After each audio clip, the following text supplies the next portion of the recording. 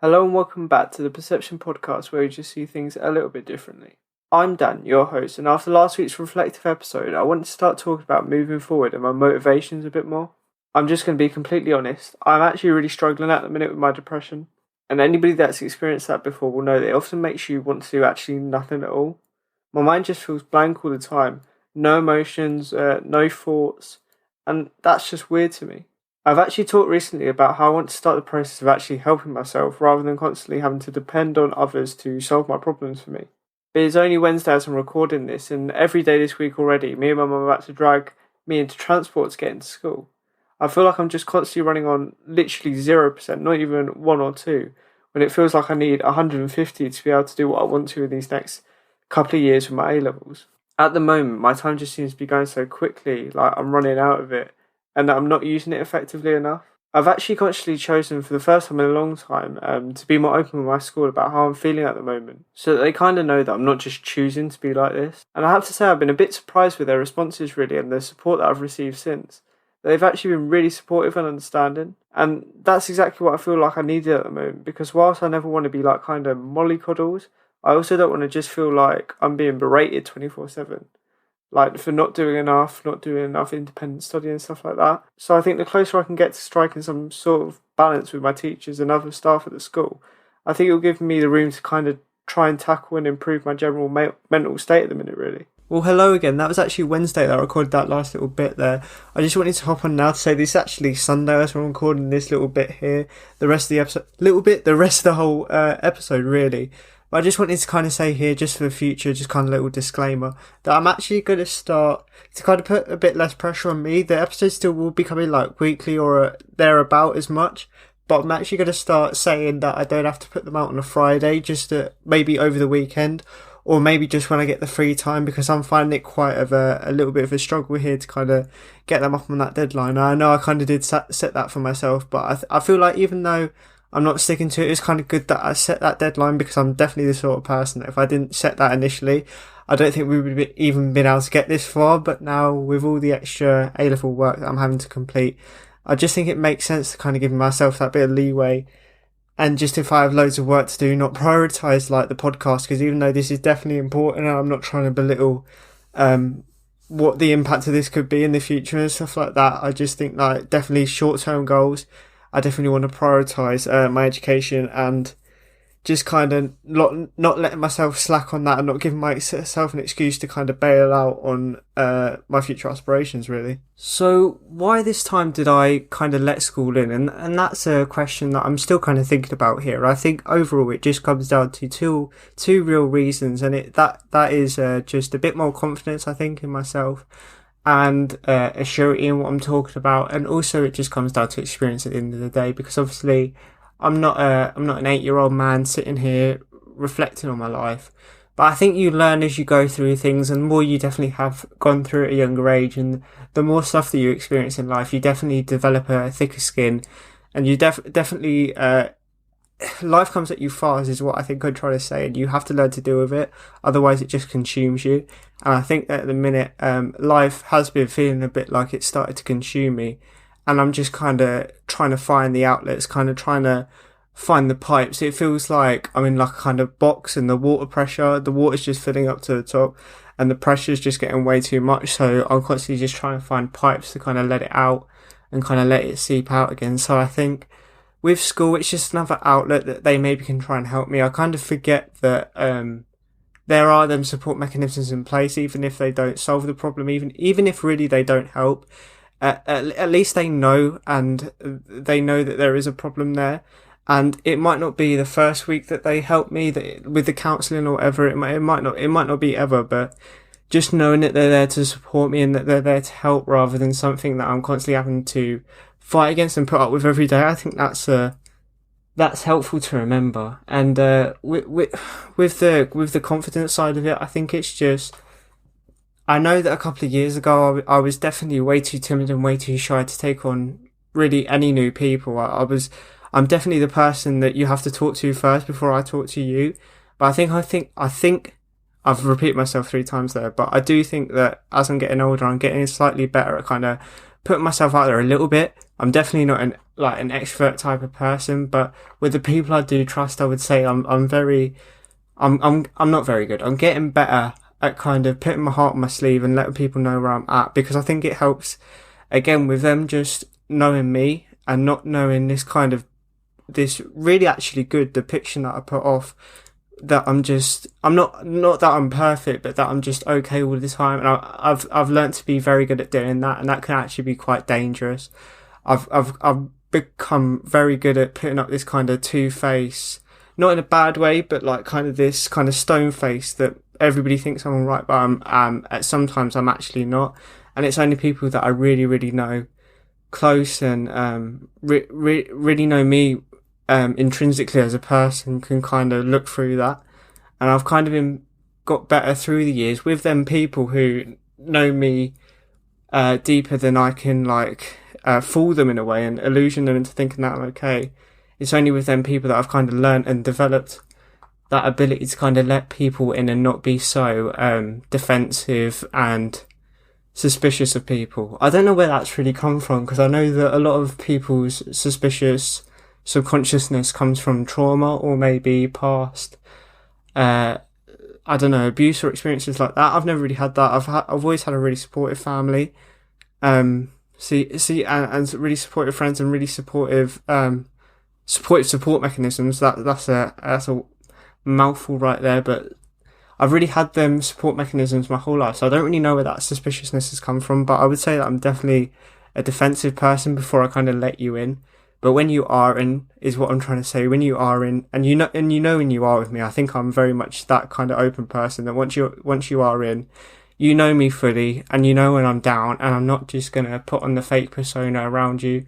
So yeah, I think over time I'm getting better at letting more and more people in, and not being so suspicious of everybody's intentions, and that some people just are there to help you. You got to remember that you're still young and you're not the finished article yet, and that you've got to let them people in who have been through them experiences maybe, or have just had more experience in general, just kind of shape you and put you back onto that main road that you're trying to strive towards. And I just wanted to add this little bit in here as well, because I know it's all well and good me saying that I have received some support from school and other places, but for maybe young boys that are too fearful to not come out, I don't think that's the right word, but to kind of share what they're going through at the minute, or just anyone, maybe girls or boys, or whatever in between really. But I think it's also quite important to kind of stress what support I have got, because as I say, it's all well and good me saying that I have got it, but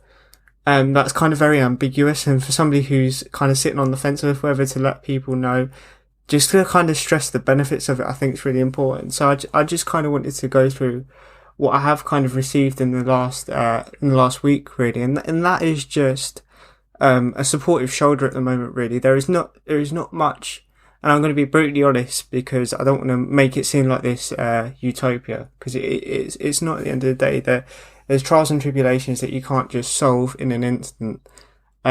So with school generally, at least I felt, and I've been quite lucky with school. I know I'm a bit I critique them a lot, and I'm very very open about with some policies what I don't agree with and stuff like that. But overall, the people that I know, what I'm trying to say is I know the people there that really do care about me and really do care about my future. And what they've been able to offer me really is not any thing that's going to solve it straight away, but just a supportive shoulder. I know that I've been in touch with the heads of years and stuff like that, and the wellbeing team and all of that sort of stuff, and they've definitely said that they'd be there to support me, and that I need to open up a bit more so that they know, so that they don't see that kind of artificial persona that I put up, so that they know when I'm down and they know when I'm alright and stuff like that, so that they can help me when I need it. But what they've actually been able to do, which is I think is really helpful, is they've been able to organise counselling in school, which is provided by the NHS with our school. I don't know if that's a nationwide thing. I don't know if it's a thing that you have to have in schools nowadays, but I know in my school it's the first time that I've seen it, and they do counselling there, and I've actually seen them before, but it was very, very temporary, and it was kind of I don't know, it's kind of thrown together at the last minute. I only had it for 4 sessions, but when I did do it, it wasn't like, oh yeah, here are some strategies that can completely change your life. It was just there for a bit of support, really, just to get me through the day, and I actually found it very helpful. That obviously, as I keep on trying to stress here, nobody's going to solve your problems, but just knowing that people are there for you, and that you don't have to kind of go through this on your own. You can kind of talk through it and maybe come to solutions that you come up with yourself. If that's your kind of main issue with therapists and stuff like that, you feel that they may be able to control you or something like that. It's really not like that. It's kind of at least from my experience, it's kind of like a cooperative effort that you kind of come together and develop all these ideas of how you and would best suit you to kind of tackle your issues and challenges head on. And I found that quite helpful because not everything works, but then you go back the next week, the next session, and you try something else. And I think I think the thing to stress with mental health is it's all a bit of trial and error. We're definitely not at the stage with science and medical science, especially, where we know the ins and outs of mental health. It's still a relatively new thing in that respect.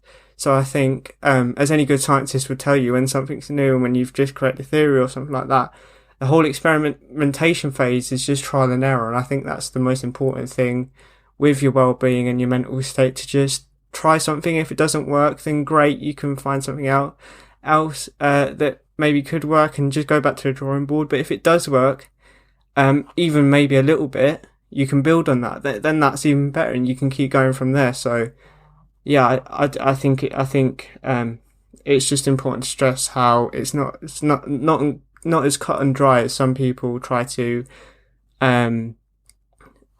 say it is sometimes. But yeah, stuff like school counsellors I've found really supportive and helpful in that regard. I think these outlets as well, and I don't want to kind of big myself up here, but I do think the analogy of that kind of water can with the spouts and stuff like that coming out of it, I do actually thinking about it a bit more is a kind of good analogy, because a lot of what I hear with mental health and stuff like that is kind of like temporary fixes and bandages and stuff like that. And I think that unknowingly and subconsciously kind of creates the impression that it's there to kind of suppress and stop the water from coming out. Do you know what I mean? Just push it back down, which I think, especially with a lot of men and women as well. I'm not trying to be sexist in my presuppositions there, but I know me, and I can only come from a male perspective, but I know for myself that what's kind of been portrayed to me through the media and male stereotypes that I've seen is that you're just kind of supposed to push it down deep inside, lock it in a box, forget about it. And I think the kind of whole portrayal of a bandage to kind of deal with your mental health and stuff like that, I think can be actually a lot more damaging than good for young kids and stuff like that, because I think subconsciously they'll interpret that, at least some of them, I know I have myself, interpret that as a kind of quick fix, and that you need to push it deep down inside rather than letting it out. And I think all these outlets that I've been able to receive in the last couple of weeks with family, friends and school and all stuff like that has actually reduced my stress levels a lot, because I'm not just trying to bottle it in anymore. I'm not just trying to keep it inside all the time, and it's not freaking me out. Other people are helping me to come up with resolutions and stuff like that, and helping me out when they can, which I think helps with my stress levels a lot, so it doesn't just feel like David v Goliath, but then I'm just David kind of fighting against a massive monster. There's my mental health and school and A-levels and all stuff like this rolled up into one that I just can't find my own. Instead it feels like I've got like I'm a boxer with a corner man. Do you know what I mean? It just helps that they're giving me little bits of advice here and there, and slowly but surely I'm going to hit my body shots until he goes down. I know that's a really weird analogy, but hopefully it kind of gets it across. And I think something that I talked about last week as well, with a really weird Billie Eilish reference, but is that I've actually kind of put in my notes here as well, is I worry a lot about living up to others' expectations of me. And kind of all these different people that I've seen about my mental health have kind of always stressed to me how at the end of the day, it's what's best for you, and you have to give yourself rest time and all stuff like that, because it's what's best for you. And all these people have kind of stressed to me how they know I work hard and they know that I'm trying my best. So even if even if they did maybe expect more of me and I don't get there, it's okay. And there's different options you can go down. And I think at the end of the day, I've got to remember that most of the expectations that I kind of put on myself are put there. And I know this is kind of obvious, but are put there by myself, and therefore I can also take them away. And I kind of see them as if, because actually a lot of stuff that they've been talking about in school is maybe dropping an A level, because I'm currently doing 4 SAA levels, which if you've never done that before is actually quite a lot. So a lot of my teachers have been talking about maybe dropping one of them to kind of reduce the workload, but in my mind, as soon as they say that, I kind of perceive dropping an A level as a failure. And I know it's kind of really weird because three A levels, anybody that's ever got 3 A levels, it's not I don't respect you, like, you've done immense work there. I just think for myself, it's that super damn complex, and it's not that I'm better than anybody else if I have 4 A levels. I've just got to constantly in my mind just, what's the best I can possibly do? Add 10% onto that. And I think slowly but surely I've just got to kind of start replacing that little by little, kind of chipping away at it with more realistic mini goals that I can set for myself, and not perceive myself as a failure that I kind of do at the moment, because that just creates a negative impact on your self-esteem and all stuff like that. And it just all kind of has this vicious cyclical impact on the way you look at yourself, on the way you think others look at you. And it's just really helpful to remember that, as I say, other people are in your corner, and that they're not, it's not they're not expecting a lot of you. They won't think any less of you if you don't hit them goals. And I think I've got to start remembering that if I don't hit them goals, there are always other options, and that I'm not a failure just because I didn't hit one aspect of my life. I didn't hit one little goal that I would have, in an ideal world, wanted to hit, because I've got to remember that I'm not perfect, and this isn't an ideal world at the end of the day. So yeah, at the start of this podcast, I always talked about how I always really wanted to be as open and honest as I felt that I could be at the time. And as I said earlier, I've been really struggling with kind of my low mood in quotation marks, and what I think, even though I'm not a medical professional, is depression, or at least what I perceive depression to be. I feel like I've been really caught in a rut recently due to these unrealistic expectations, and they've kind of just, as I say, just overwhelmed me. And that's kind of not usually what happens, is that kind of drives me on to do better and better, and has actually led to the best instances in my life so far where I've shown actually really good resilience, and have been actually character developing situations that people look back on and say, you really impressed me there, or like you did better maybe than I would have like expected you would have, and you really pushed the boundaries there. I've always used kind of these unrealistic expectations have always been a kind of positive impact me in the past, kind of drive me on to do bigger and better things. And even if I didn't reach them, as I say, shoot for the moon, land amongst the stars, I'd still do really well considering all of the challenges that I did have. But I feel like at the minute, with just general teenage apathy and just feeling lost and stuff like that obviously every teenager goes through. I'm not trying to act like I'm special in any way here. I just kind of feel like I've been caught in a rut, and that again, as I was talking about before, I've been at school most days this week, and every day I've literally had to drag myself into the car, because I have no inspiration or drive to do anything that I normally would. I would normally, as I say, education's been a big part of my life and aspirations for a long time. But at the moment, because of these kind of feelings that are not mine, kind of taking over my own brain, it's just making me not want to do anything and not want to strive for any sort of success.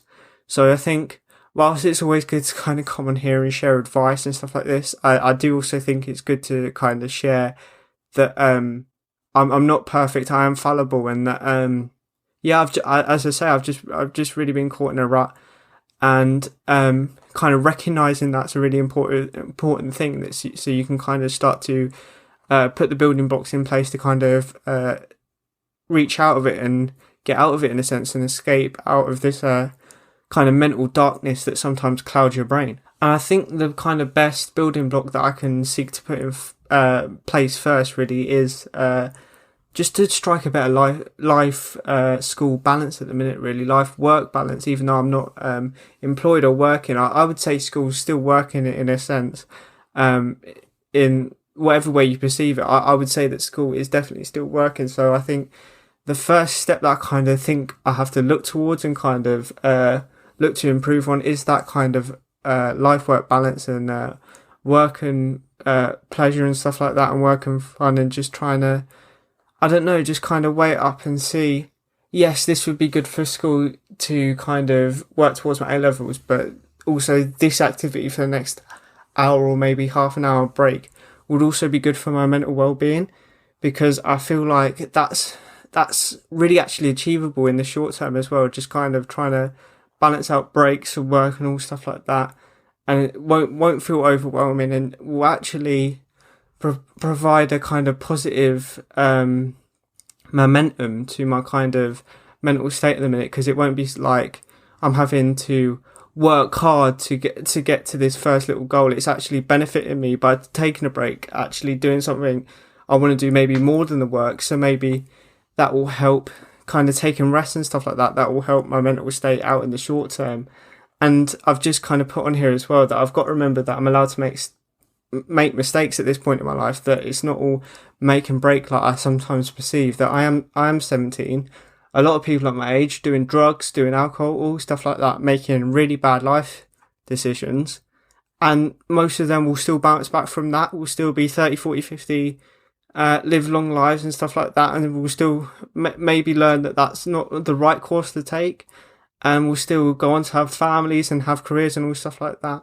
So I feel like what I'm trying to say there is a lot of kids at my age have made a lot worse decisions maybe, and a lot worse mistakes than I have, and are still going to be just fine and still going to pave their way in society that's going to be beneficial to them. So I've got to remember that, yeah, just not everything is make or break. Life is not just one straight path that you have to make all the right decisions on. You can falter from time to time, and there are people that are there to pick you back up when you need it the most. And something I just wanted to comment here on is that obviously for a lot of kids my age, it's always thought of that you kind of have to, especially at 17, have to go to university, do an apprenticeship, go straight to work or something like that. But also something that I never kind of considered before, because I thought it was a really American thing actually, is a gap year.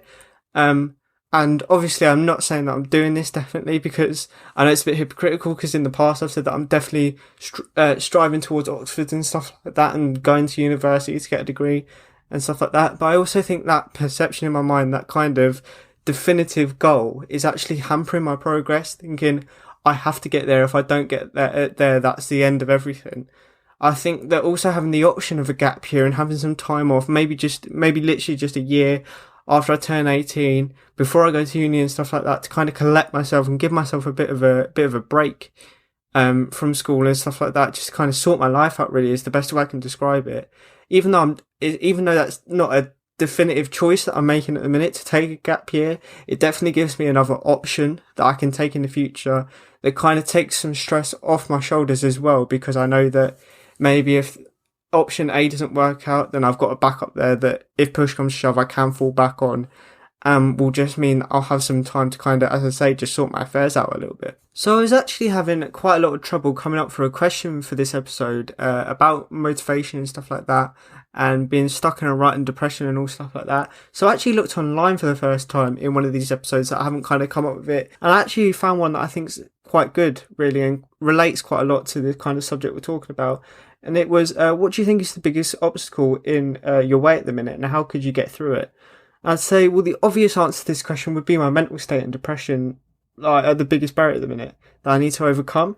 But I actually think that it could be my own stubbornness and pride to not ask for help and get a bit of leeway here and there. I've got to remember, as I've said just a minute ago, that nobody is perfect, and I'm not saying that I think I am or should be in the future. I think your insecurities are often something that makes somebody's personality and stuff like that, and actually can be the good points to somebody, definitely. But rather, I think that I should stop aspiring to be perfect, because it's just not a healthy ideology to have. And this, as I said before, with the gap year and stuff like that, thinking that I have to go to Oxford to achieve my goals in life and in my career and stuff like that, is just not healthy. Because at the end of the day, Oxford is one of the is the most prestigious school in England, in the UK, sorry.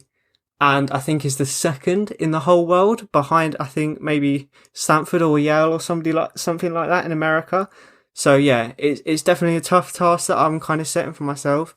And I think whilst I'm not definitively defaulting to a gap year, I definitely think choices like that kind of take weight off a little bit and think, yeah, I don't have to, I don't, even not having a gap year, maybe going to Exeter or something like that, kind of having the perception in my mind that I don't have to go to Oxford to be the person that I want to be, and I can still get the same degree and get the same qualifications from somewhere else, I think kind of puts in my mind that I don't have to be this perfect person that I'm always trying to be, because I'm just not, and I've kind of got to little by little try to accept that every day a little bit more. And I think I've got to include this little line that I had here at the bottom of my notes, because I actually laughed at it, so I kind of think I've got to put it on here to stop from this whole boring mumble. I put here, and again, it's just learning that I can improve, and it's not going to be a lot, and it's going to be a long, gradual process. But if I start to put the first building blocks in place, in the end, it would be a much easier journey, rather than constantly trying to fight an uphill battle,